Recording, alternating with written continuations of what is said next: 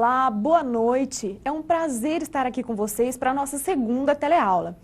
Espero que vocês tenham assistido a nossa primeira teleaula, que já foi disponibilizado para vocês assistirem lá na área do aluno e também está na biblioteca digital. Para quem não assistiu ainda, né, que já deveria ter assistido, eu sou a professora Isis Massi, eu sou advogada. Eu ministro essa aula no curso de Ciências Contábeis no presencial, trabalho com outras disciplinas aqui no EAD e eu espero que os nossos 4 encontros, né, que hoje é o segundo deles, seja extremamente proveitoso para todos vocês e tenho certeza que o será. Todos os conteúdos que estão propostos são de extrema importância para a vida profissional de vocês. Infelizmente, todos os conteúdos são importantes e eu tentei condensá-los em 4 aulas.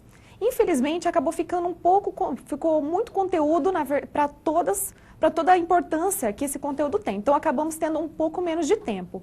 Mas nem por isso perderemos a qualidade. E eu também me coloco à disposição de todos vocês para responder todas as perguntas, né? Vocês podem utilizar o chat que nós abrimos para responder a aula atividade e também postar as perguntas, encaminhá-las para o tutor e eu responderei com o maior prazer caso vocês tenham alguma dúvida inerente à aula.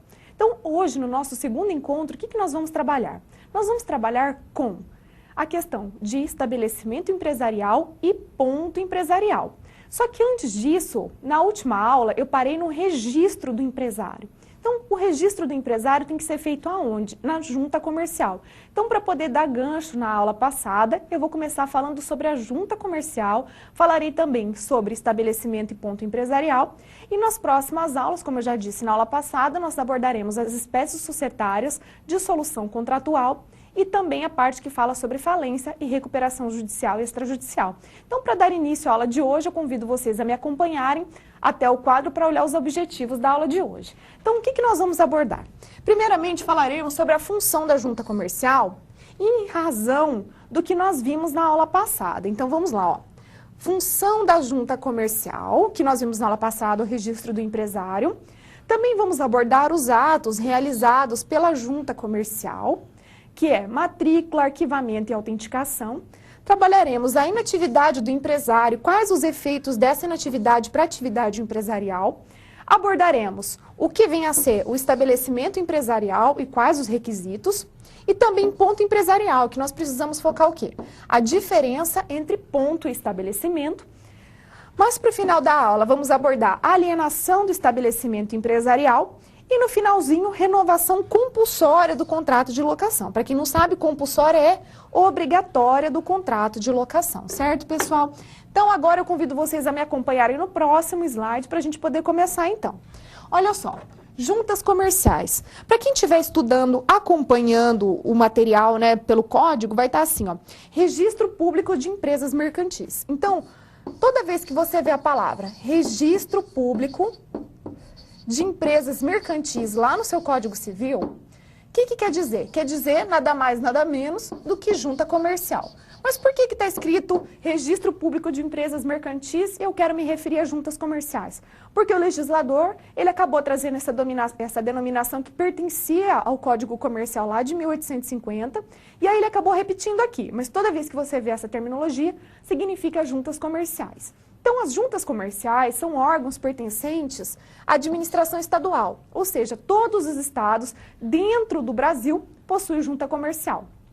Além da execução do registro da empresa, para que a empresa adquira personalidade jurídica e de outras atribuições, a junta comercial também realiza, olha que interessante, o assentamento dos usos e práticas mercantis. O que isso quer dizer? Quer dizer que a junta, ela também analisa as normas consuetudinárias, ou seja, aquelas normas costumeiras.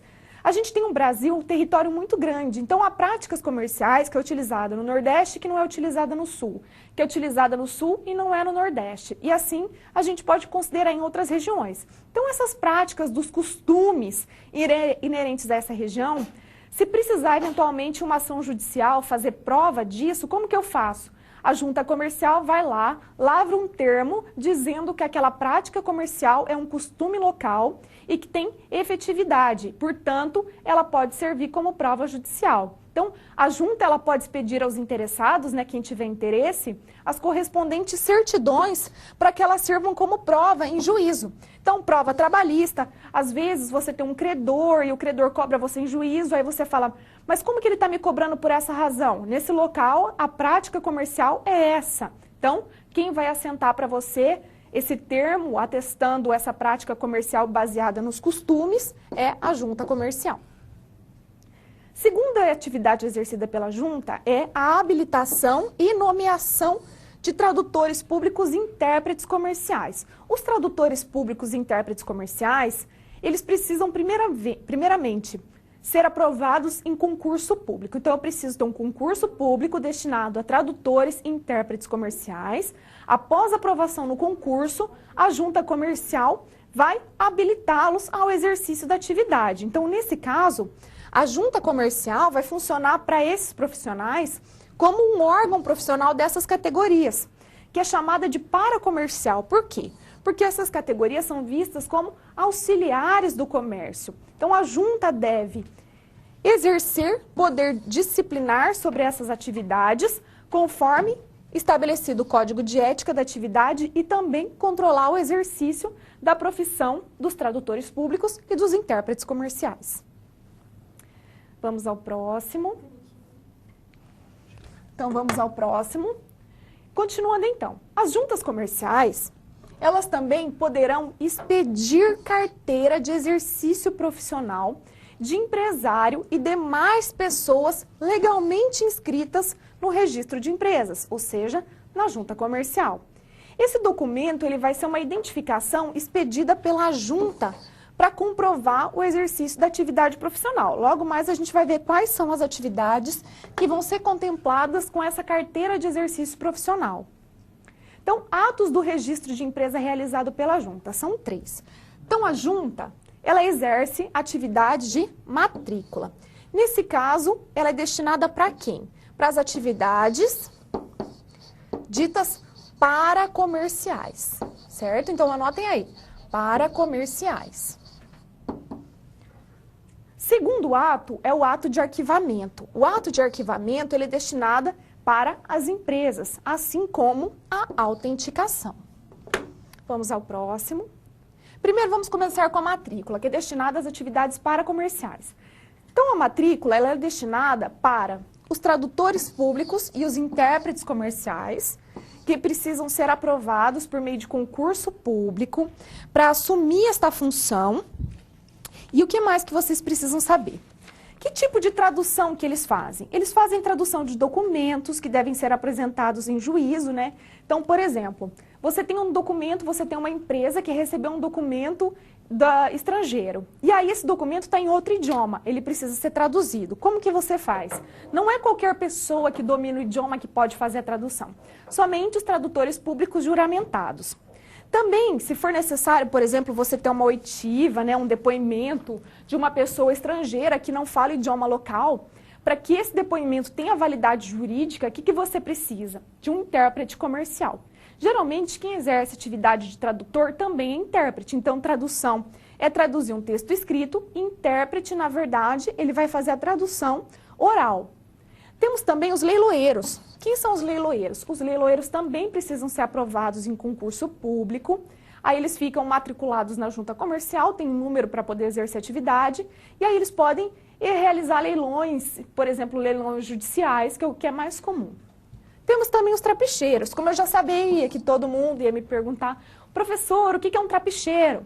Então, o que é um trapicheiro? Então, trapicheiro você atribui às pessoas que mantêm locais destinados a receber mercadorias, chegadas de portos marítimos e fluviais, né? Então, de portos de mares e rios, isto é, mercadorias importadas ou estrangeiras, ou para receberem e guardarem até que sejam embarcadas essas mercadorias que são destinadas à informação. Então, trapicheiro vem da palavra trapiche, que tem a ver com água. Então, são aquelas pessoas que ficam em portos marítimos ou fluviais, recebendo mercadorias estrangeiras ou conservando essas mercadorias até que elas sejam exportadas. Então, trapiche, como eu acabei de dizer, é o nome que se dá ao local, armazém ou depósito em que recebem e guardam essas mercadorias importadas ou destinadas à exportação. E também temos os administradores de armazéns gerais, que exercem a mesma atividade dos trapicheiros. E esses profissionais, não se esqueçam, exercem atividades paracomerciais. Os tradutores e intérpretes têm uma ressalva. Além da respectiva matrícula, então eles são aprovados em concurso público, são nomeados, recebem uma matrícula para poder exercer a profissão e eles também precisam ser habilitados pela junta comercial. Então, habilitação significa que eles estão aptos ao exercício da atividade. Próximo. O arquivamento. O que é o arquivamento, então? O arquivamento é o que nos interessa de fato.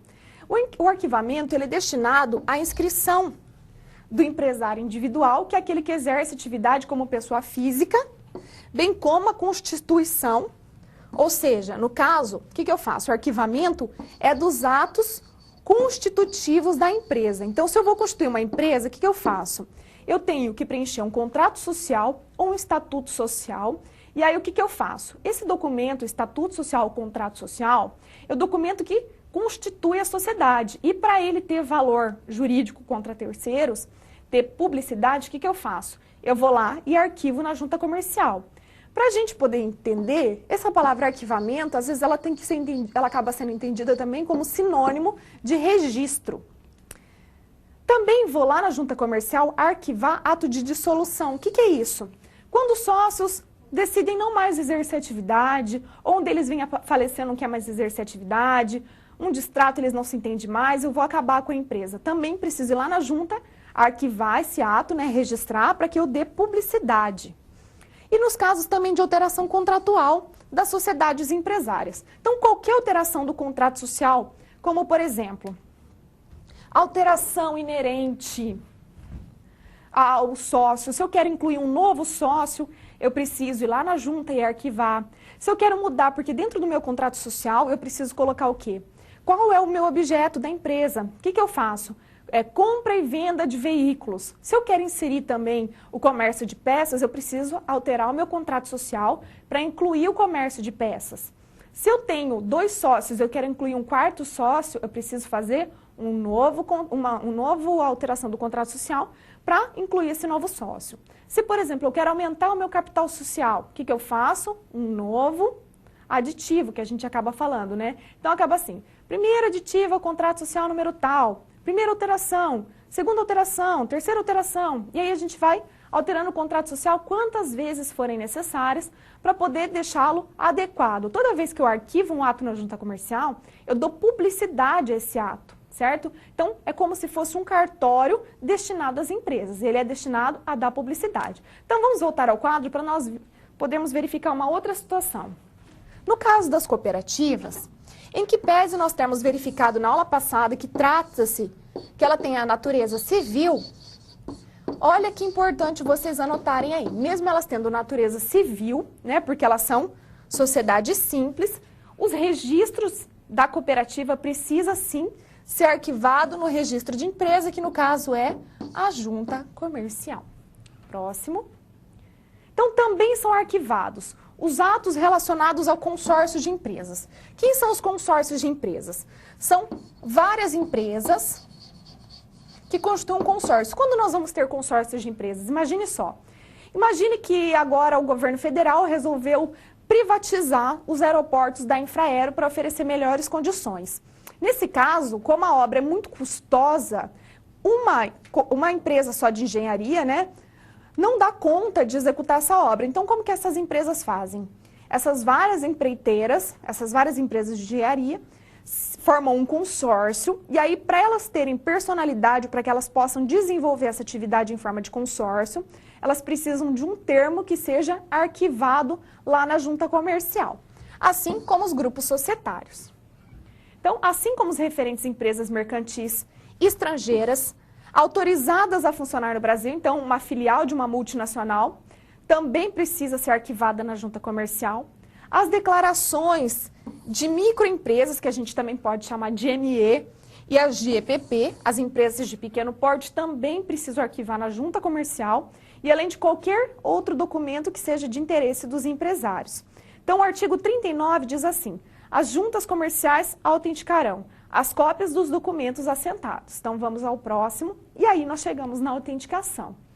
A autenticação, vamos pensar o seguinte. Antes de começar a autenticação, deixa eu só voltar aqui para considerar com vocês, olha só.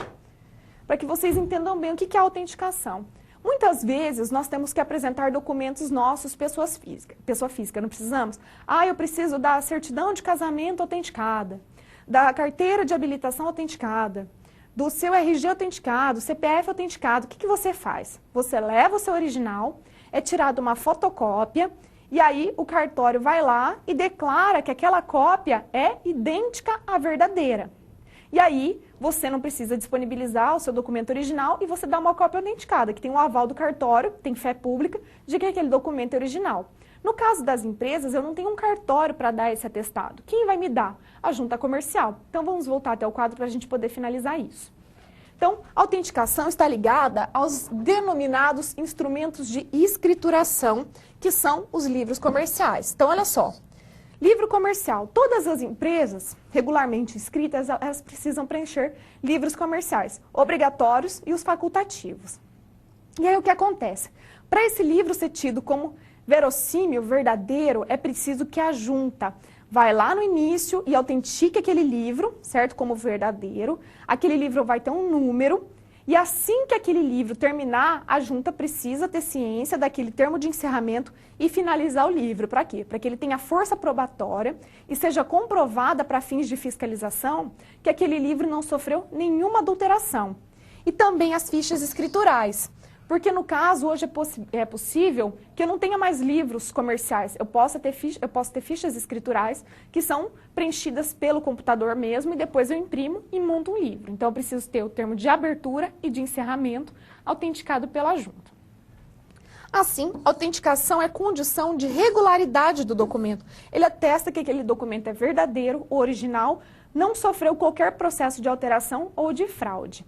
Só que ele também pode revestir-se de ato confirmatório da correspondência material entre a cópia original, assim como eu expliquei para vocês no caso do RG, do nosso CPF, que acaba sendo utilizado aqui. Eu preciso, por exemplo, eu quero abrir uma conta no banco, pessoa jurídica, e aí pede que eu leve uma cópia do contrato social autenticada.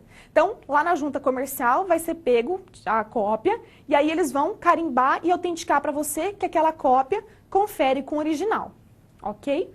Próximo. Agora é uma atividade que eu preciso saber se vocês entenderam que eu trabalhei até agora sobre as atividades a serem desenvolvidas pela junta. Então acompanhe comigo. Você precisa dar origem a uma nova pessoa jurídica, certo? Você quer abrir uma empresa.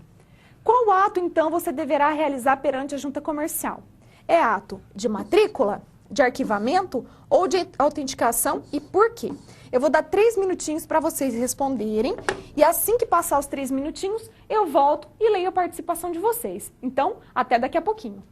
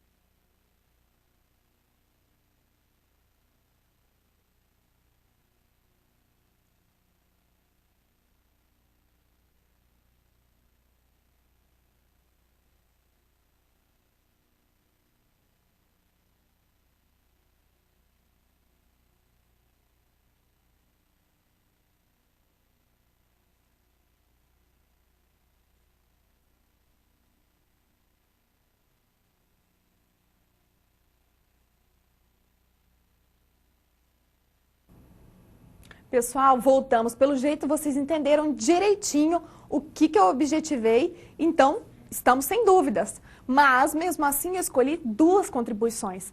Uma veio lá de Araranguá, Santa Catarina, um abraço para vocês de Araranguá, e a outra vem lá de Juí, Rio Grande do Sul, um abraço para todos vocês de Juí. Arquivamento, pois este ato inicial na abertura da empresa para dar publicidade e legalidade ao ato. Exatamente, vocês estão antenados e entenderam muito bem. Por isso, nós podemos avançar na aula de hoje e vamos até o próximo slide. Vamos lá. Inatividade da empresa. Não, pessoal, peraí que tá só...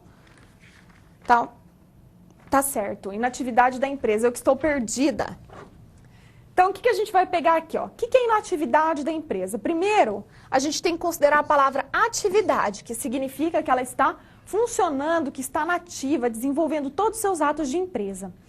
Agora, inatividade é o oposto disso. Então, o que significa que o empresário individual e a sociedade empresarial que não procederem a qualquer ato de arquivamento no período de 10 anos. O que significa, pensa só, pessoal, se eu tenho uma empresa que tem lá o registro do ato constitutivo formalizado na junta e ela fica 10 anos sem alterar o contrato social, sem fazer qualquer ato de arquivamento, sem alterar o contrato social, sem fazer nada na junta, o que a junta vai presumir? Que essa empresa não existe mais, que ela está inativa. Aí o que acontece é o seguinte, então quem não fica 10 anos sem fazer nada, sem qualquer ato de arquivamento na junta, o que deve fazer? Deve pensar o seguinte, bom, eu vou comunicar à junta que eu não alterei meu objeto social, não fiz qualquer alteração no meu contrato social, nem com relação a patrimônio, nem com relação a sócio, nem com relação ao objeto, então eu nem preciso comunicar à junta. Errado. Passou 10 anos e você continuou com a sua empresa funcionando sem qualquer alteração, o que você faz? Vai lá e comunica à junta. Falando assim, olha junta, em que pese 10 anos eu não ter feito qualquer ato de arquivamento, eu ainda encontro em atividade, viu? Pode deixar que eu ainda estou funcionando, só não precisei alterar nada. Por quê? Porque serão considerados inativos, de acordo com o artigo 60, a firma individual ou sociedade que não proceder a qualquer arquivamento no período de 10 anos consecutivos deverá comunicar à junta que deseja manter-se em funcionamento. Por quê? Vamos ver por quê. Porque a inatividade vai autorizar a junta comercial a cancelar o seu registro. Então, o que ela vai fazer? Vai dar baixa na sua empresa. Dando baixa na sua empresa, consequentemente, você vai perder a proteção do seu nome empresarial pelo titular inativo. E o que é o nome empresarial? O nome empresarial, pessoal, eu vou colocar uma denominação aqui para vocês entenderem hoje, mas na aula que vem eu vou explicar direitinho, tá? Hoje é só para fins para vocês entenderem. Esse nome empresarial aqui corresponde ao que vocês todos chamam de forma vulgar de razão social, tá? Então, aquilo que vocês chamam de vulgarmente de razão social é o nome empresarial. Então, com o cancelamento da empresa pela junta comercial, você perde esse nome. O que significa que outra empresa ela pode depois utilizar esse nome que você perdeu. A lei exige que a junta comercial comunique o empresário previamente sobre a possibilidade do cancelamento. Por quê? Porque o empresário ele precisa saber que se ele não fez nada em 10 anos, a atividade dele, a empresa dele pode ser cancelada, o registro dele. Então, se ele for avisado, o que ele vai fazer? Ele vai correr lá e falar, não, minha empresa está funcionando, está tudo ok. O que a junta costuma fazer? Ela costuma mandar uma correspondência com aviso de recebimento para aquele endereço que está arquivado lá no contrato social. Mas pode ser que essa empresa tenha mudado e não comunicado à junta. Então, nesse caso, a junta pode fazer por edital essa comunicação da publicidade, certo? E aí, o que acontece quando a junta dá publicidade por edital? Mas, professora, ninguém lê edital. Bom, infelizmente, ninguém tem o hábito de ler o edital. Mas, publicando por meio de edital, significa que você deu publicidade. Então, se ninguém foi lá e apareceu dizendo que tem atividade, significa que essa empresa não mais existe. Para ficar melhor essa questão da inatividade, eu localizei um vídeo para vocês que fala justamente sobre isso. Então eu convido a vocês a assistirem esse vídeo comigo para melhor exemplificar essa questão da inatividade da empresa e qual o ato que o empresário deve executar para que não tenha o registro cancelado. Certo, pessoal? Então, até depois do vídeo. Apesar do momento de crise vivido pela economia brasileira, o número de novas empresas tem surpreendido em Varginha. Em junho, foram abertos 57 negócios, cerca de 30% a mais na comparação com o mês anterior. Mas nem tudo são flores. A lista de pessoas jurídicas na cidade que podem ter o registro cancelado é de mais de 450 empresas. E o empresário que estiver nessa situação e quiser evitar esse problema deve fazer um recadastramento. Em Varginha, são 458 empresas na fila de cancelamento e o prazo para a atualização é até o final deste ano. Para falar mais sobre o assunto, eu converso com o gerente regional da Juseng, aqui em Varginha, Luiz Carlos Mangiapelo. Por que há necessidade da atualização do cadastro? Isso é uma imposição legal. A Lei 8.934 de 1996 obriga o empresário a comunicar o seu funcionamento no mínimo a cada 10 anos. Se não feito isso, ele cai na chancela administrativa. O que é? Ele tem o cancelamento do seu registro. Nesse caso específico, ele perde a proteção do nome empresarial e também é comunicado ao INSS, à Receita Federal e à Secretaria de Fazenda, onde ele vai ficar impedido de comercializar, no caso até as próprias mercadorias. Então ele tem que ficar atento. Essas empresas está publicada, já foi feita a publicação no site, basta que ele entre no site ou entre em contato com o seu contador para que faça um comunicado de funcionamento ou uma alteração contratual, se necessário for. Se não existir a atualização desses dados, essas mais de 400 empresas em Varginha vão ter o cancelamento automático? Automático. Isso é automático porque a lei autoriza e já foi feita a publicação que elas serão canceladas administrativamente. O procedimento é rápido, né? É rápido. Ele entra aqui no máximo 2 dias úteis para ele fazer registrar uma comunicação ou uma alteração contratual. Tem alguma taxa para fazer essa atualização? Tem. Ele paga um DAI referente ao serviço, se for alteração ou se for pertinente a só o comunicado de funcionamento, porque isso vai para o banco de dados e o cadastro da junta comercial. Ele consegue pagar aqui mesmo ou ele tem que retirar isso na internet, efetuar o pagamento no banco? Não, o pagamento é feito através do banco, de um DAI, de documento de arrecadação estadual, pertinente ao evento que ele está fazendo, e ele também tem que preencher o requerimento dirigindo à junta. Isso vai ser formalizado através de um processo administrativo. Esse prazo até o fim do ano pode ser prorrogado ou não? Não, isso não é prorrogado. Este ano, o presidente da Juseng, entendendo as dificuldades e as necessidades, ele passou de 30 dias e ele deu um prazo de até 6 meses. Obrigado pelas informações. Só lembrando, então, quem está irregular tem o prazo até dezembro de 2015. Euclides Oliva para o Jornal Cidade. Obrigado, Euclides. Ainda de acordo com a Juseng, o número de empresas que podem ter o registro cancelado representa cerca de 5% do total no município. Essa é a média na cidade e geralmente acontece por abandono da atividade e não chega a impactar na economia local. Pessoal, vocês conseguiram acompanhar que esse vídeo foi altamente explicativo? Então, se vocês sentirem necessidade, podem assistir esse vídeo novamente, quantas vezes forem necessárias, porque ele é bem elucidativo com relação aos detalhes acerca do cancelamento do registro pela inatividade da empresa. Agora, vamos dar sequência à nossa aula, começando a falar sobre o estabelecimento empresarial. Então, acompanha comigo, por favor. Estabelecimento empresarial. Primeiro, a gente vai começar com o conceito. Então, o que é o estabelecimento empresarial? É o complexo de bens reunidos por quem? Pelo empresário para o desenvolvimento de sua atividade econômica. Então, o nosso X da questão está aqui, ó.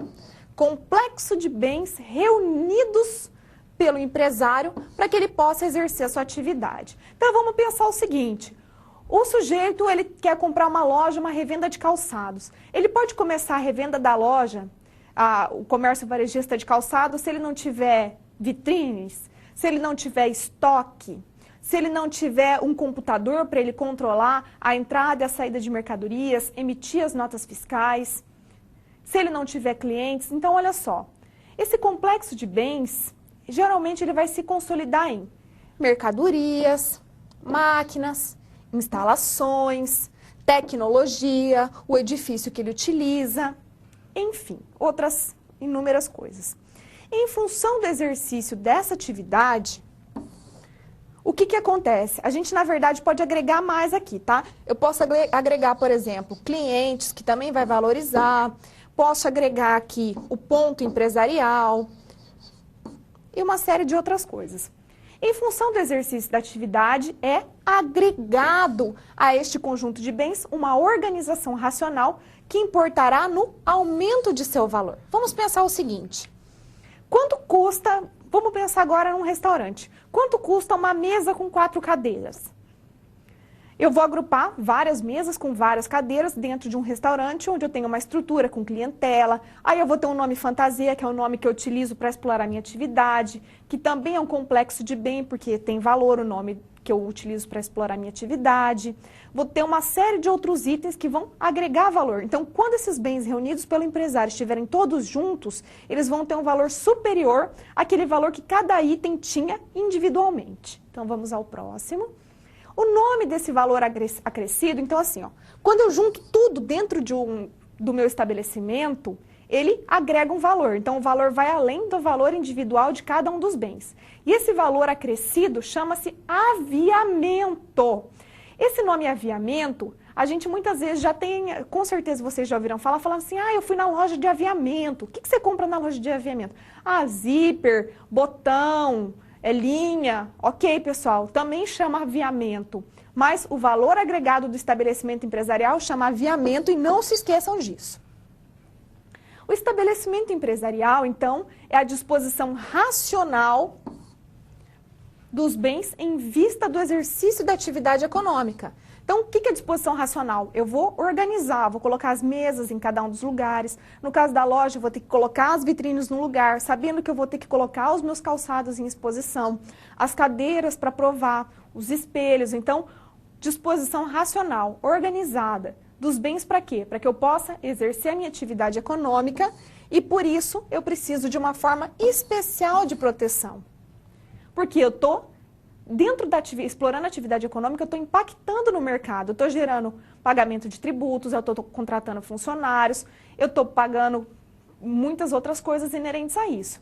Então, é possível que dentro de um certo limite, que elementos que compõem o estabelecimento podem ser desagregados sem que tenha sequer seu valor diminuído. Mas como assim, professora? Você disse que se eu organizar racionalmente todos os objetos inerentes ao estabelecimento de forma organizada e racional, eu tenho uma valorização e essa valorização chama-se aviamento. Mas como que eu posso desagregar coisas de dentro do estabelecimento sem diminuir o valor? É simples, pessoal. Imagina só. Eu tenho um restaurante com 20 mesas e 4 cadeiras cada uma, certo? Então, eu já agreguei um valor a esse restaurante. O que acontece se eu tirar 3 mesas com 4 cadeiras cada uma? Eu vou conseguir o quê? Eu não vou ter uma alteração do valor do meu estabelecimento e ainda assim eu consigo o quê? Uma melhor circulação. O estabelecimento ele pode ser descentralizado. O que isso quer dizer? Que eu posso ter filiais. Cada parcela descentralizada do meu estabelecimento pode ou não ter um valor independente. Geralmente acaba tendo um valor independente. Vamos ao próximo. Então, composição do estabelecimento empresarial. Todo estabelecimento empresarial, independentemente de qual seja o ramo explorado, se é uma indústria, se é um comércio varejista, independentemente do que for, o que acontece? Ambos vão ser compostos por bens de natureza corpórea e incorpóreos. Quem tem dúvida sobre o que vem a ser um bem corpóreo ou incorpóreo ainda, e não ficar satisfeito com o que nós falarmos hoje, pode assistir a teleaula anterior, que vai estar lá explicando direitinho o que é o bem corpóreo e incorpóreo. Então, quais são os bens corpóreos? Eu tenho mercadorias que vão ser comercializadas ou estão sendo produzidas, instalações, se eu tenho uma fábrica de calça jeans, por exemplo, de confecções. Então, as minhas instalações, as minhas máquinas de costura, toda a minha estrutura de montagem, de corte, equipamentos, utensílios, veículos, se eu eventualmente tiver, dentre outros. Então, tudo que é corpóreo, tudo que tem materialidade, tudo que eu consigo pegar, geralmente, tudo que tem corpo. E os incorpóreos são aqueles que eu sei que existem, que possuem valor, mas eu não consigo pegar, como é o caso das marcas, que, por exemplo, a gente consegue observar marcas geralmente bem famosas com relação a algumas redes de lanchonete, algumas marcas de calçado, franquias. Também tem o caso de patentes. O que é patente? Quando você aperfeiçoa ou cria um bem que ainda não existe no mercado, então você vai lá e faz um registro da patente desse bem para que você tenha exclusividade de explorar esse produto, então também tem um valor agregado. Direitos, o ponto, que é o lugar onde você explora a sua atividade, dentre outros. Então, todos esses agregam valor e o mais importante é que somente esses bens incorpóreos que vão integrar o estabelecimento comercial é que vão ser regidos pelo direito empresarial, que é o que nós estamos estudando. Então, para que vocês entendam direitinho o que nós falamos até agora e fazer uma revisão, eu convido vocês a participarem comigo. Então, você acabou de verificar que um estabelecimento empresarial é composto por bens corpóreos e incorpóreos.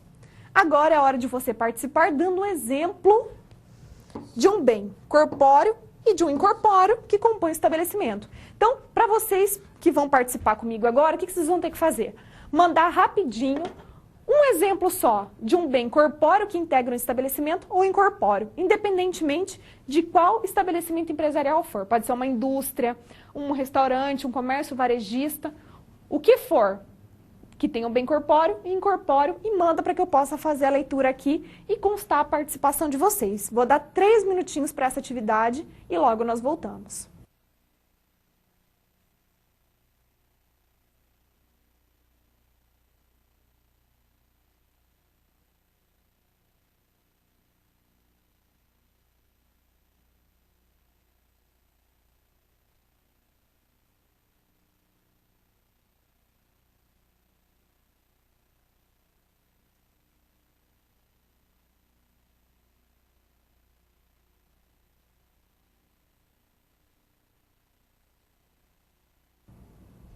Pessoal, voltamos então com a resolução ali da atividade que eu passei para vocês. A resposta selecionada vem lá de Juí, Rio Grande do Sul, e foi selecionada porque, na verdade, a resposta é inerente para qualquer atividade mesmo que eu desenvolva. Independentemente do que seja, os exemplos que foram citados servem para qualquer uma delas. Então, bem corpóreo, de acordo com o Ijuí, um abraço para vocês, é o prédio da empresa. E um bem incorpóreo seria a marca da empresa, só que tem um detalhe importante, porque o prédio da empresa ele não é considerado um bem corpóreo, e sim incorpóreo. Por quê? Porque, na verdade, o edifício eu consigo... Não, na verdade a gente considera assim, vamos considerar, vamos deixar passar, depois lá em ponto comercial eu explico essas diferenças. Para agora está servindo e está ok, serve para qualquer ramo de atividade. Então vamos dar sequência, vamos para o próximo. Continuação então, de composição de estabelecimento.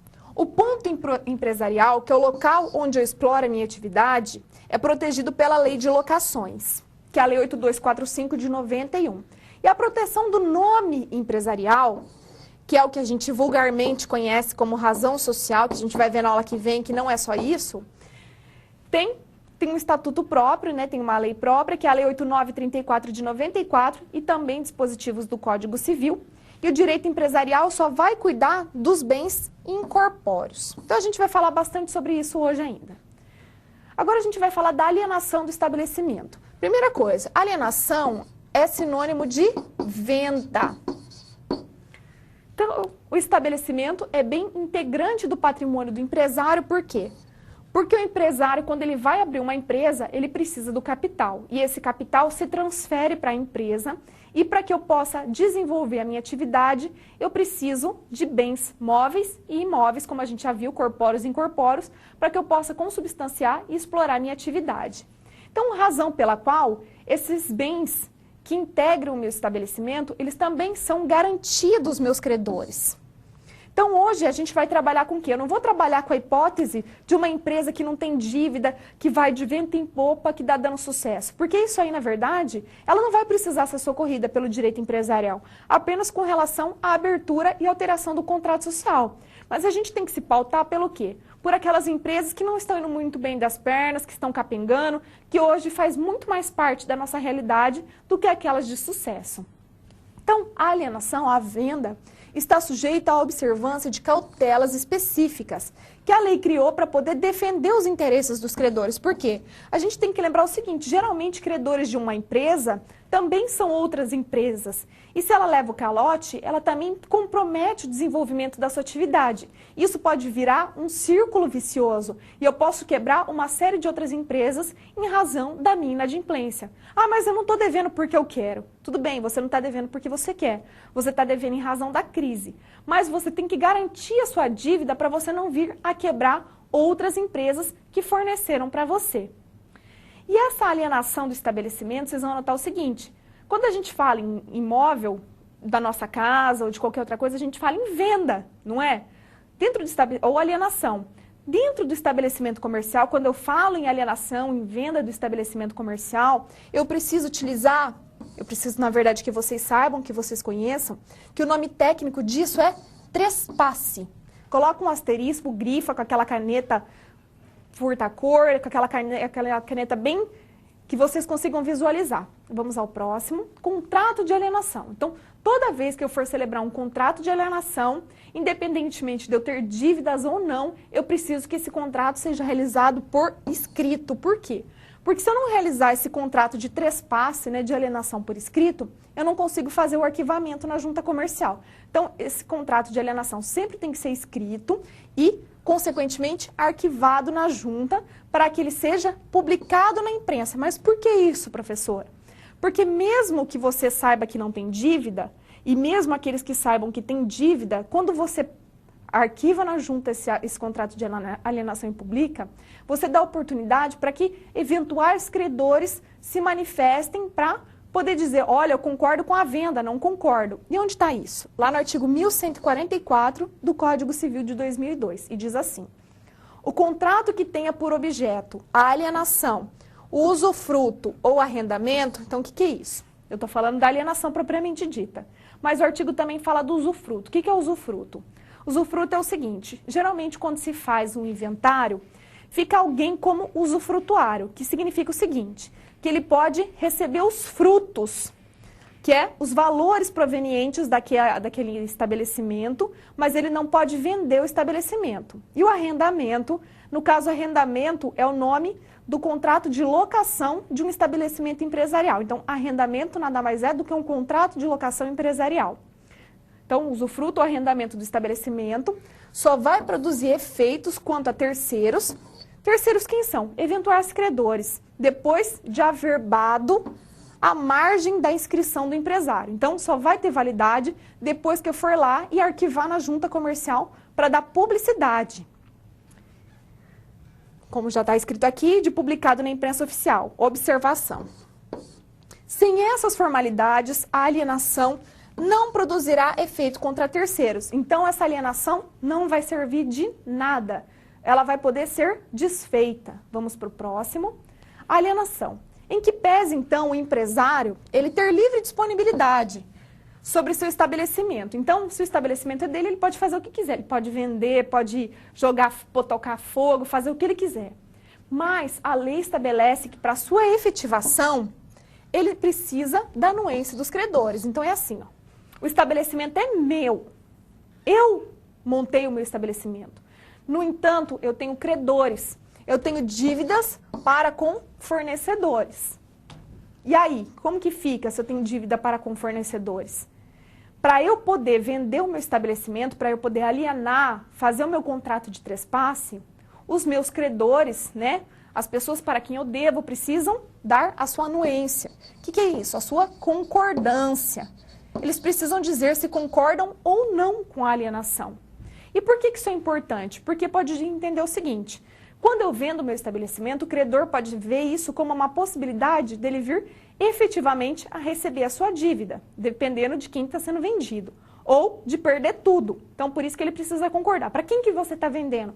Ah, para essa pessoa que você está vendendo, eu tenho chance de receber. Ah, para quem que você está vendendo, aí que eu não recebo nunca. Então, eu não vou concordar. E essa anuência, essa concordância, ela pode se dar de duas formas. Expressa, né, dizendo verbalmente ou por escrito. Sim, eu concordo com a venda. Ou não, eu não concordo com a venda. Ou tácita. O que significa tácita? Significa que quando esse credor ele é comunicado pelo devedor, então quando o credor ele é comunicado pelo devedor acerca da possível venda. Então, se o credor vai lá e fica quietinho, fica em silêncio, passados 30 dias de notificado. Então, eu mandei um AR para o meu devedor, falando, olha, tenho interesse em vender o meu estabelecimento para o fulano de tal. Você concorda? Aí ele fica quieto, 30 dias quieto, mudo, sem falar nada. E aí o que faz? Eu entendo que ele concordou tacitamente. Então, o silêncio dele significa quem cala, consente. Então, ele concorda. Todo empresário, ao proceder à alienação do estabelecimento, deverá colher a concordância de todos os seus credores por escrito ou fazer a notificação por AR, que é aviso de recebimento, para ele ter ciência absoluta, no caso de uma eventual ação judicial, de que ele notificou o credor e o credor que não quis se manifestar. Só que tem uma exceção só. Então, uma exceção que foge à regra. Quando esse devedor tiver em seu patrimônio bens suficientes para quitar, né, toda a solvência do seu passivo, então assim, quando o credor ele tiver no patrimônio dele, mesmo que no patrimônio dele dentro da empresa, bem suficiente para quitar toda a dívida, então assim, ó, se ele tiver imóveis alugados que pertençam à empresa e ele vender e conseguir garantir a sua dívida, ele não precisa pedir a concordância. Então significa que quando restarem seu patrimônio bens suficientes para a solvência do passivo, ou seja, para quitar o passivo, imóveis, veículos suficientes para quitar, ele não precisa pedir a concordância. Próximo. Ai, professor, e se ele não observar que ele precisa notificar por AR todos os seus credores, como que fica? Então, se o devedor não observar a cautela de mandar um AR para todos os seus credores, infelizmente, a falência dele vai poder ser decretada. Aí, tudo caiu por água abaixo, de acordo com o artigo 94, inciso 3, a linha C da Lei de Falências. Então, vindo a falir, o que vai acontecer?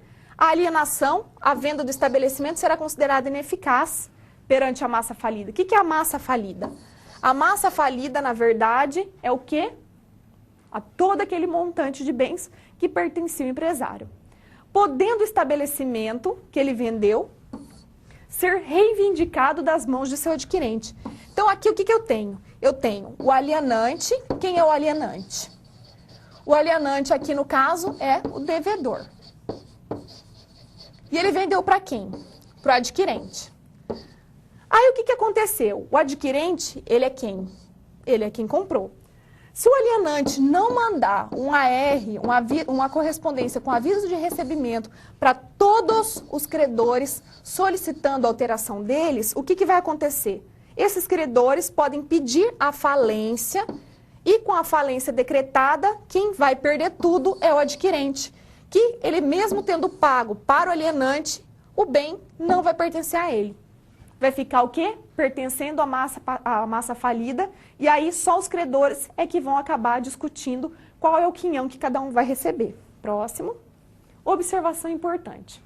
O passivo, ou seja, a dívida, regularmente escriturada, ou seja, tudo aquilo que eu realmente devo, que está tudo escriturado, tudo certinho, vai ser transferido ao adquirente. Então, agora é o seguinte, todos os credores concordaram com a alienação? Concordaram. O credor concordou? Concordou. Manifestou-se por escrito? Manifestou-se. O devedor, ele tem tudo escriturado, tudo que ele deve, para quem ele deve, quando caiu o vencimento. E o adquirente, ciente de tudo isso, o que vai acontecer? Ele vai receber o estabelecimento, só que ele recebe esse estabelecimento com as dívidas. Entretanto, quem está vendendo, o alienante, ele vai continuar responsável. Então, ele passa a dívida para frente, para quem comprou, mas ele continua responsável pelo prazo de 1 ano, contado da publicação do contrato de alienação para obrigações vencidas antes do negócio e da data do vencimento para as demais. Para quem não está entendendo, eu vou fazer aqui um esqueminha que você logo vai entender. Então, olha só, aqui ele tem 2 situações. Então, ele fala do passivo escriturado. Então, se ele fala do passivo escriturado, é o seguinte. Primeiro caso que a gente vai ver aqui, ó, responsável pelo passivo no prazo de 1 ano. Então, assim, ó, se eu tinha a minha dívida com passivo escriturado, que o vencimento seria em 30/7 de 2014. E eu vendi esse estabelecimento, no dia 1/9 de 2014.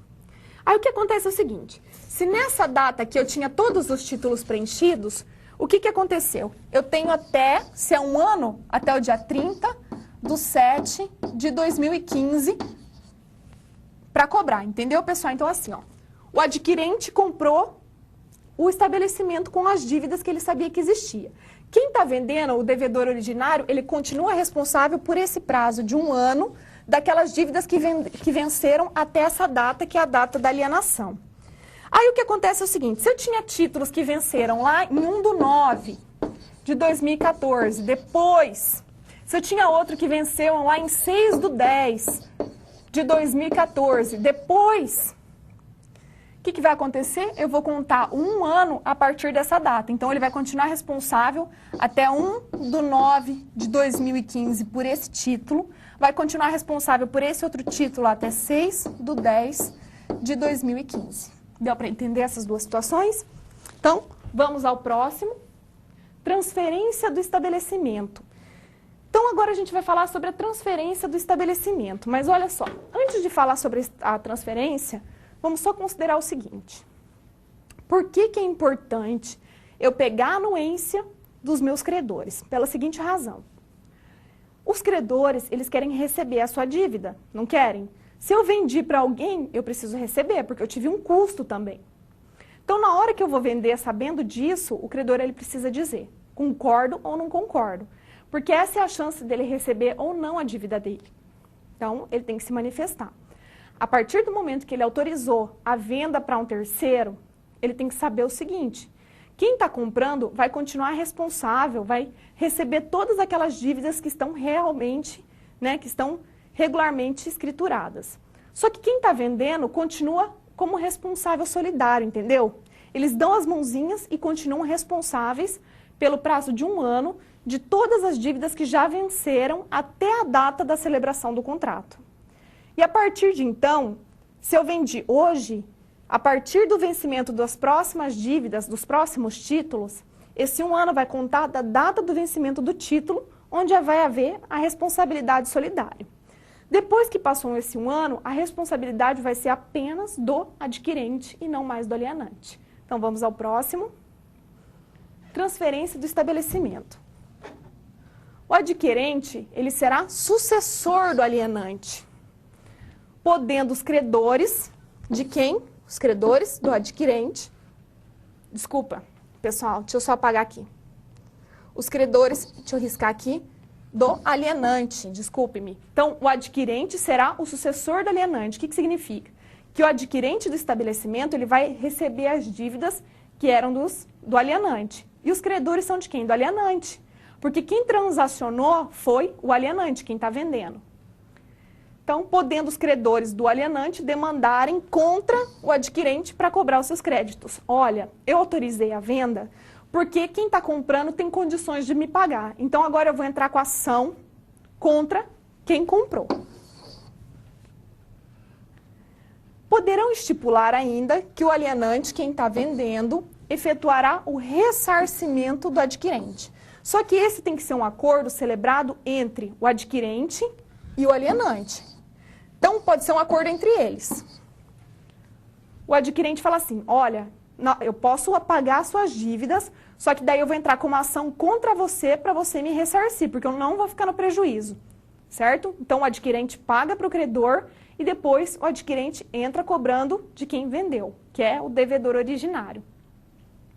O adquirente, quem comprou, não está liberado nem com uma cláusula que chama cláusula de não transferência do passivo. O que significa isso? Significa o seguinte, eu estou cheia de dívida até a tampa, quero vender para me livrar.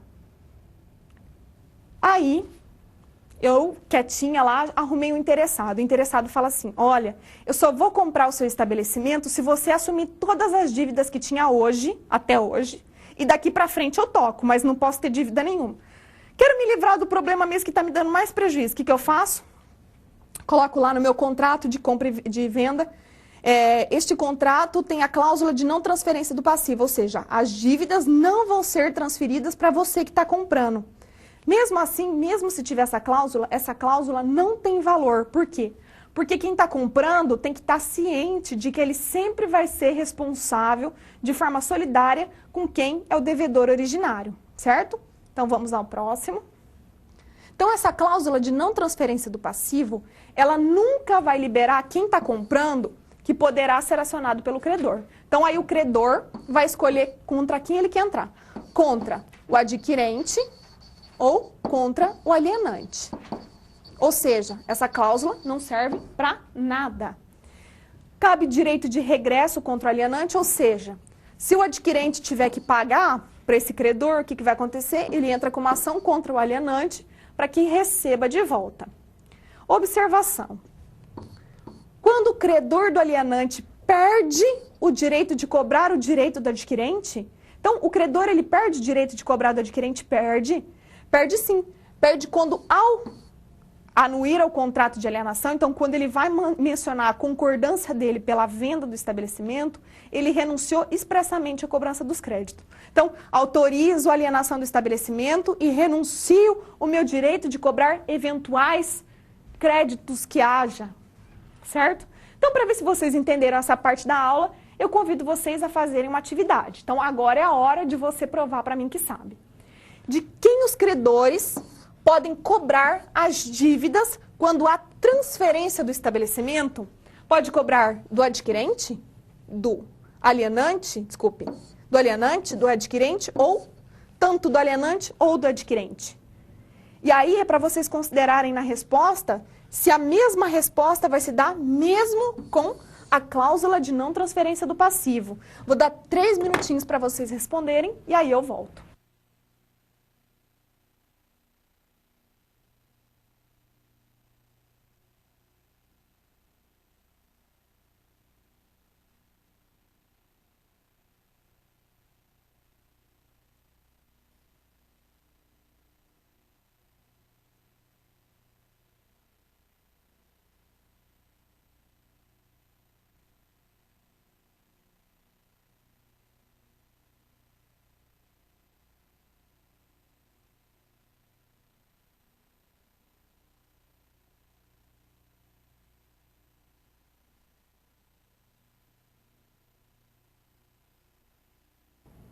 Pessoal, contribuições devidamente selecionadas, claro que todos vocês acertaram novamente. Então, significa que vocês estão entendendo o conteúdo. A primeira contribuição vem lá de Araranguá, Santa Catarina, e também de Caxias do Sul, Rio Grande do Sul. A resposta é ambos. Sim, significa que eu posso cobrar tanto do adquirente quanto do alienante, certíssimo. E também a resposta de Juí, Rio Grande do Sul. Um abraço para vocês de Juí, que estão participando hoje bastante da aula. A resposta é, pode cobrar de ambos. E a cláusula de não transferência, em caso de transferência do passivo, no caso, na verdade, de não transferência do passivo, não tem validade nenhuma perante credores. Exatamente. Certo, pessoal? Então, vamos dar continuidade. Vamos lá. Vamos começar dando continuidade no próximo slide. Pessoal, então vamos continuar falando do estabelecimento para a gente poder dar continuidade aqui para o nosso próximo slide, falando na verdade, a cláusula de não transferência do passivo não libera, vimos a atividade, agora vamos falar do credor trabalhista. Quem que é o credor trabalhista? É o trabalhador, o colaborador que trabalhava naquela empresa que está sendo vendida. Então, o credor trabalhista, voltando lá para o credor trabalhista. O credor trabalhista do estabelecimento empresarial, ele pode escolher, então se eu tenho uma dívida trabalhista, esse trabalhador, ele pode escolher contra quem ele quer demandar, contra quem ele quer entrar com a ação. Se é contra o adquirente, quem comprou o estabelecimento, ou contra quem vendeu. Já que o artigo 448 da CLT, da Consolidação das Leis do Trabalho, diz: a mudança na propriedade ou na estrutura jurídica da empresa não afetará os contratos de trabalho dos respectivos empregados. Então, eles têm uma segurança a mais, desde que eles entrem com a ação dentro do prazo prescricional estabelecido para que a demanda aconteça. E esse prazo é o seguinte: o prazo é de 5 anos para trabalhador urbano e de 2 anos após a extinção do contrato para o rural. Então, vamos ao próximo. Crédito tributário. Então, crédito tributário, ele levanta a demanda de todo mundo. Crédito tributário vai envolver impostos, taxas e contribuições. Então, a responsabilidade do adquirente, de quem está comprando, pode ser subsidiária ou integral. O que é subsidiária ou integral? Significa o seguinte: aqui nesse caso da subsidiária, significa que se o alienante, quem vendeu, não pagar, quem paga é o adquirente. ou integral. Significa que a responsabilidade é toda do adquirente.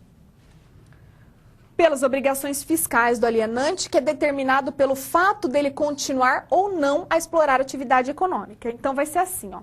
A responsabilidade vai ser subsidiária entre o alienante e o adquirente se o alienante, quem vendeu, deixar de ser empresário. E vai ser integral do adquirente quando o alienante esquecer essa profissão, foi tirar férias, não quer mais saber, se aposentou. Como que está lá no artigo 133, dizendo o seguinte: a pessoa natural ou jurídica de direito privado que adquirir de outra, por qualquer título, fundo de comércio ou estabelecimento comercial, industrial ou profissional e continuar a respectiva exploração sob a mesma ou outra razão social ou sob firma ou nome de individual. Então, não importa qual é o tipo que ele vai adotar para explorar. Qual o nome empresarial, qual o título da empresa, qual a espécie que ele vai adotar.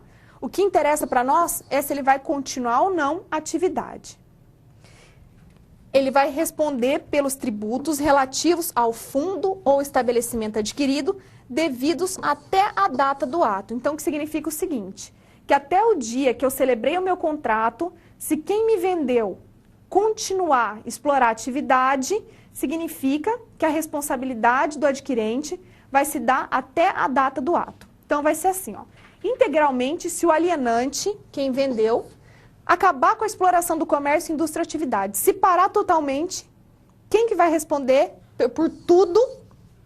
Quem comprou. Quando vai se dar a responsabilidade subsidiária? Quem é responsável é o alienante. Mas o adquirente responde de forma subsidiária se ele não pagar. Então, subsidiariamente com o alienante, se este prosseguir na exploração ou iniciar dentro de 6 meses a contar da data da alienação nova atividade. Então, vai ser assim, ó. Eu vou vender meu estabelecimento para você, porque além de eu estar com dívida, eu quero me livrar das dívidas tributárias, eu vou tirar férias, eu vou me aposentar, não quero mais saber disso. Aí o sujeito pega, vai tirar férias. 4 meses em férias, ele fala assim, sabe de uma coisa? Vou voltar para o mercado, vou abrir uma outra empresa. Nesse caso, a responsabilidade continua sendo subsidiária. Próximo. No caso de estabelecimento adquirido por meio de leilão judicial. Então, estabelecimento empresarial adquirido em leilão judicial promovido, vamos grifar porque só vai ser nesse caso, em processo de recuperação judicial ou falência, quem comprar, quem arrematar esse estabelecimento no leilão não vai assumir dívida nenhuma. Olha só, o artigo 60 lá da Lei de Falências. Se o plano de recuperação judicial aprovado envolver alienação judicial de filiais ou unidades produtivas isoladas do devedor, o juiz ordenará sua realização, observado o disposto no artigo 142, também da Lei de Falências. Parágrafo único diz: o objeto da alienação, que é o estabelecimento, estará livre de qualquer ônus e não haverá sucessão do arrematante nas obrigações do devedor. O que significa que quem arrematar, quem der o maior lance, vai comprar aquele estabelecimento limpo, sem qualquer dívida. Próximo. O artigo 141, inciso 2 da Lei de Falências, diz assim: na alienação conjunta ou separada de ativos, inclusive da empresa ou suas filiais, promovida sobre qualquer das modalidades de que trata esse artigo. A inciso 2 diz: o objeto da alienação estará livre de qualquer ônus e não haverá sucessão do arrematante nas obrigações do devedor, inclusive de natureza tributária, derivadas de legislação do trabalho e decorrente de acidente do trabalho. Ele não assume nada, é como se não tivesse dívida nenhuma. Próximo. Cláusula de não restabelecimento. Agora é diferente, agora é o seguinte. Vamos presumir o seguinte, mesmo que eu não tenha nenhuma dívida, o que acontece é o seguinte.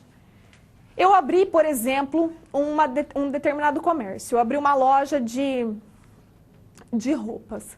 Aí eu fui lá, formei minha clientela, valorizei o meu ponto, tenho minha clientela super fiel, levo até sacola para os meus clientes, funciona bem pra caramba. Funciona muito bem. E aí o que acontece? Eu penso o seguinte, Bom, o aluguel aqui está muito caro, mas como eu já tenho os clientes fixos, eu vou vender o meu ponto e aí eu vou abrir em outro lugar. Será que pode continuar explorando depois de vender o estabelecimento em outro lugar? Então vamos ver. A cláusula de não restabelecimento é implícita em qualquer contrato de alienação, que significa que mesmo que ela não conste de forma expressa no contrato de venda, ela vai existir. O que ela quer dizer? Quer dizer que quem está vendendo não poderá, nos próximos 5 anos, subsequentes à transferência, né, restabelecer-se em idêntico ramo empresarial concorrendo com o adquirente. Então, se eu tinha uma loja de calçado e eu vendi, significa que eu tenho que ficar 5 anos sem explorar de novo o comércio varejista de calçados. Significa que se eu tinha um posto de combustível e eu vendi o meu posto de combustível, eu tenho que ficar 5 anos sem exercer atividade no mercado, certo? A única exceção é se dentro do meu contrato eu falar assim, olha, eu estou vendendo a minha loja de calçado para você, mas já estou te deixando ciente de que eu vou abrir outra loja de calçado em outro bairro. Você concorda? Se quem estiver comprando falar, você não vai me afetar já que vai para outra região da cidade e autorizar, aí eu posso. Próximo. Ponto empresarial. Primeira coisa que a gente vai ter que considerar, que ponto é diferente de estabelecimento. Ponto é outra coisa. Então, o ponto empresarial, ele pode ser visto também como locação empresarial. E faz parte dos elementos empresariais. Então, o que significa que o ponto empresarial, ele agrega valor ao estabelecimento. Por quê? Porque ele integra o estabelecimento. E o ponto é o quê? Vocês já viram placa escrita assim, passa-se o ponto. O que é passa-se o ponto? Você está passando para frente o local específico em que o estabelecimento empresarial se encontra. Então, é o lugar onde fica a sua loja, é o lugar onde fica a sua fábrica, é o lugar onde fica o seu estabelecimento empresarial. Qual é a importância do ponto? A importância do ponto dá-se em razão do ramo de atividade explorado pelo empresário, já que a localização do estabelecimento pode importar em acréscimo de seu valor. Olha só, eu quero abrir uma loja de comércio varejista de roupas populares. Adianta eu procurar um local que seja destinado à elite? Não, eu tenho que montar minha atividade dentro de uma rua de comércio popular ou num local de comércio popular. Do mesmo jeito, se eu for abrir um estabelecimento destinado à elite, eu não posso abrir num local popular, eu tenho que abrir aonde eu tenho público. Por quê? Porque, com certeza, se eu abrir no local adequado, eu vou agregar o valor do meu estabelecimento. Por quê? Porque eu vou ter uma clientela maior, eu tenho muito mais potencial de lucro e de dar certo. O que interessa para o nosso estudo aqui é quando a atividade estiver estabelecida em imóvel alheio, ou seja, daqui para frente o que vai nos importar é quando o ponto, o local que eu escolhi para explorar o meu estabelecimento, a minha atividade empresarial, pertencer a um terceiro. Porque se ela é minha, isso aqui não vai ter relevância nenhuma. Então, o que é importante aqui a gente saber? Que o ponto, a relevância do ponto para o nosso estudo é quando o nosso estabelecimento é locado. A proteção jurídica do valor agregado seguirá o que está na locação empresarial e não na residencial. Então, está lá no artigo 51 da Lei de Locações. Nas locações imóveis destinados ao comércio, o locatário terá direito à renovação do contrato por igual prazo, desde que cumulativamente. Certo? Vamos ao próximo. O que é renovação compulsória? Renovação compulsória significa renovação obrigatória. Isso quer dizer o seguinte, autoriza por meio de contrato a explorar atividade econômica no imóvel locado, podendo o locatário requerer a renovação compulsória dos contratos, mas para isso ele precisa atender 3 requisitos. Então, eu posso pedir renovação compulsória? Posso. Mas para isso eu preciso preencher 3 requisitos. Primeiro, o locatário tem que ser empresário. Certo, pessoal? Então vamos assistir o vídeo e logo depois eu volto. Em caso de venda de uma loja, a permanência de locação deve ser negociada com o dono do imóvel. O antigo comerciante não tem nenhuma responsabilidade na permanência do contrato do aluguel do comércio vendido? Foi esse o entendimento da Justiça de Goiás. A loja de roupas em que Marisa é gerente está à venda. A proprietária quer passar o ponto com toda a mercadoria. É porque ela tem uma outra loja em outra área e ela não está conseguindo conciliar as duas lojas. De acordo com o Sebrae, um dos segmentos em crescimento no mercado imobiliário é o de compra e venda de estabelecimentos e pontos comerciais. Juridicamente chamado de fundo de comércio, a situação é motivada pela cultura empreendedora do brasileiro e pela falta de oportunidades no mercado de trabalho.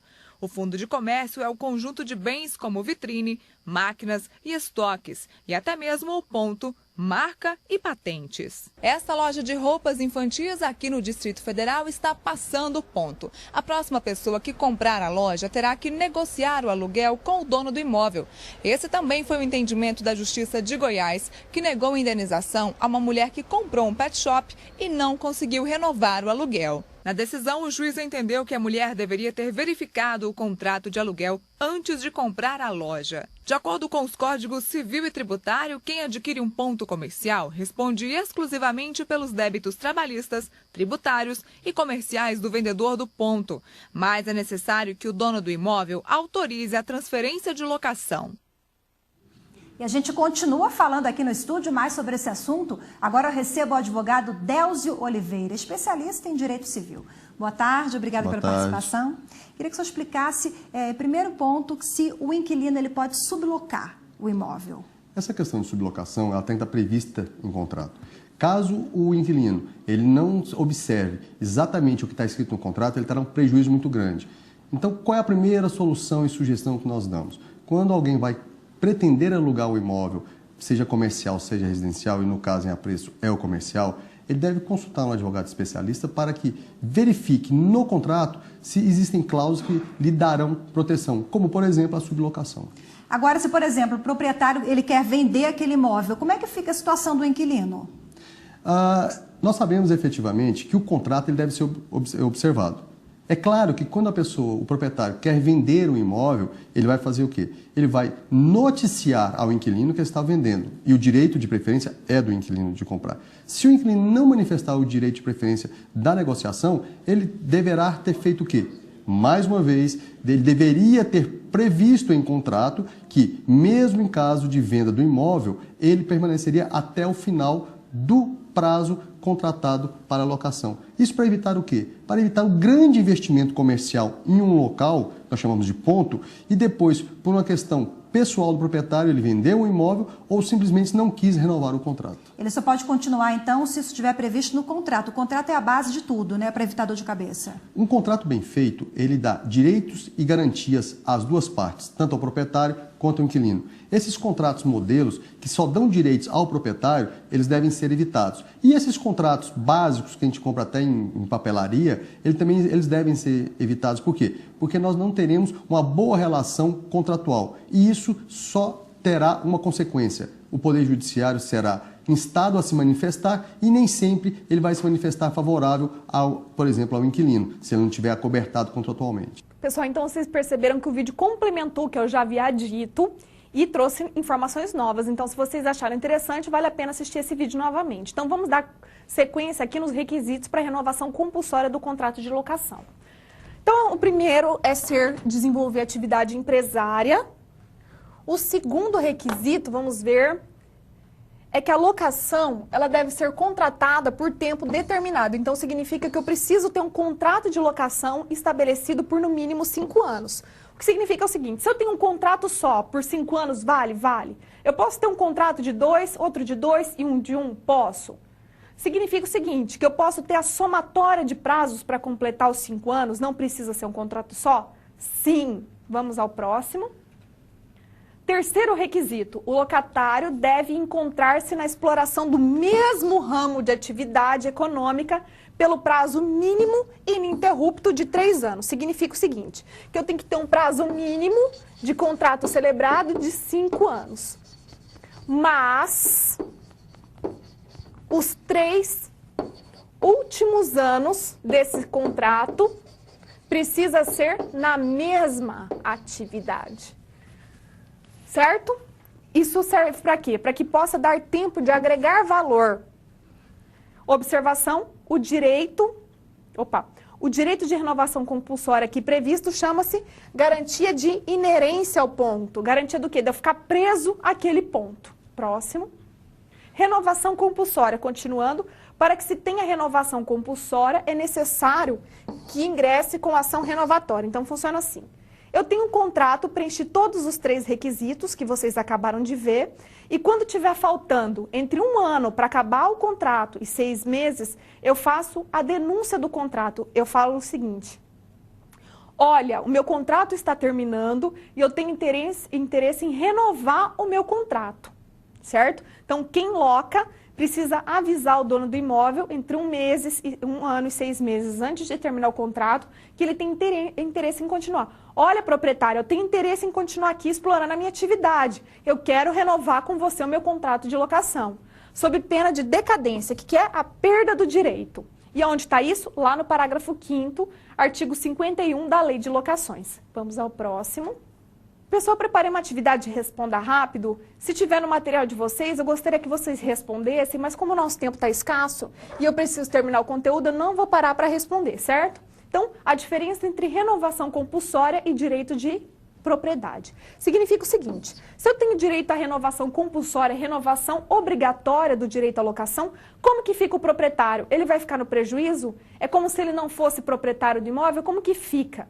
Então, o direito à inerência ou renovação, ela acaba sendo relativa. Por quê? Porque a Constituição Federal assegura o direito à propriedade do imóvel. Vamos ao próximo. Então, quando essa ação renovatória compulsória será ineficaz? Então, a gente tem uma lista lá na Lei de Locações, no artigo 72, dizendo o seguinte: há casos em que essa renovação, mesmo que ela chame renovação compulsória, eu não posso ou não preciso renovar. Então, quais são os casos em que essa renovação compulsória vai ser infrutífera? Primeiro, quando houver insuficiência da proposta de renovação apresentada pelo locatário. Vai ser assim, ó. Quando o locatário for lá se manifestar dizendo: olha, quero continuar locando o seu imóvel, ele precisa fazer uma proposta de pagamento de aluguel. Se esse valor do pagamento de aluguel for muito inferior ou for inferior àquele preço do mercado, o que pode acontecer? O locador fala: olha, não vou renovar para você porque toda a vizinhança está pagando 3 vezes mais do que você paga para mim e eu quero locar por um valor real, pelo valor que está todo mundo pagando, para eu não ficar no prejuízo. Se eles não entrarem num consenso com relação ao pagamento, a apuração do valor do aluguel tem que ser feito por perícia e o juiz é que tem que avalizar. Próximo. Segundo, quando eu oferecer, eu que tenho interesse em renovar compulsoriamente, preencher os requisitos, faço uma proposta, mas aí vem um terceiro que faz uma proposta maior que a minha. Aí o dono do imóvel chega para mim e fala: olha, o terceiro lá ofereceu para mim a proposta de pagar X. Você tem condição de pagar X para mim? Ah, eu tenho. Então, eu renovo para você. Não, eu não tenho. Então, infelizmente, você tem que desocupar, porque eu vou alugar para ele, porque eu não posso ficar no prejuízo. Terceira, caso de reforma substancial no prédio.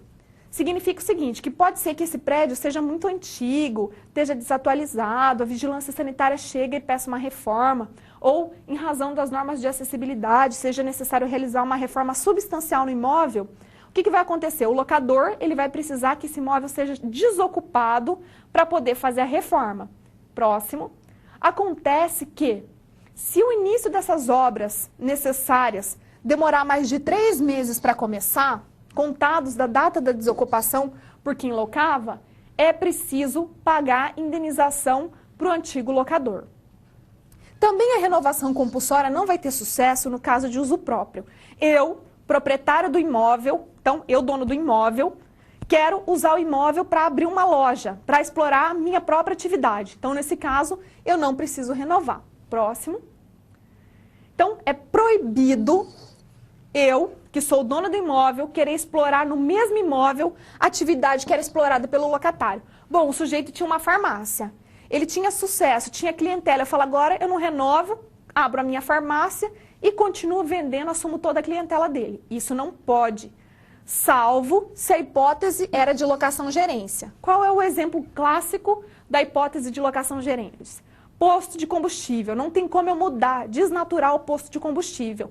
Obrigatoriamente, eu tenho que locar o meu posto com toda a estrutura. Então, se eu não renovar compulsoriamente, o prédio volta para mim com a mesma estrutura e aí eu posso desenvolver a atividade de posto de combustível. Observação sobre a proibição. A limitação proposta é incompatível com o direito de propriedade, de forma que se o objetivo do proprietário for competir com o locatário, ou seja, desfrutar a mesma atividade, vai caber indenização ao locatário pela perda do ponto. Próximo. E a última hipótese aqui, que eu não posso renovar o contrato em razão da renovação compulsória, é pela transferência de estabelecimento empresarial existente há mais de um ano, vamos grifar aqui, e titularizado por ascendente, pai, mãe, vó do proprietário do imóvel, descendente, filhos ou cônjuge, esposa, marido do proprietário do imóvel. Então, nesse caso de ascendente, descendente ou cônjuge, ele precisa ter estabelecimento consolidado há mais de um ano. Pessoal, agora eu iria parar para um momento de perguntas, mas como eu observei que quase nenhuma pergunta foi feita e as que foram feitas já acabaram sendo resolvidas durante a aula, então eu nem vou parar para um momento de perguntas. Se eventualmente surgir uma pergunta nova, peço para que vocês encaminhem ao tutor para que essa resposta seja dada, certo? Então, hoje eu vou encerrando o nosso encontro com uma frase de reflexão, que eu peço para vocês acompanharem comigo, olha só. Quando fazemos o que amamos, não sentimos dificuldade em fazer mais do que nossa obrigação. Por essa razão, todos devemos construir nossa carreira no ramo que mais nos agrada. Espero que esse seja o caso de vocês estejam construindo a vida de vocês, a carreira de vocês, no que vocês efetivamente gostam, que é a contabilidade. Se vocês fizerem isso, com certeza vocês terão muito sucesso na vida de vocês. Então, até o nosso terceiro encontro na semana que vem. Até lá, uma ótima semana a todos.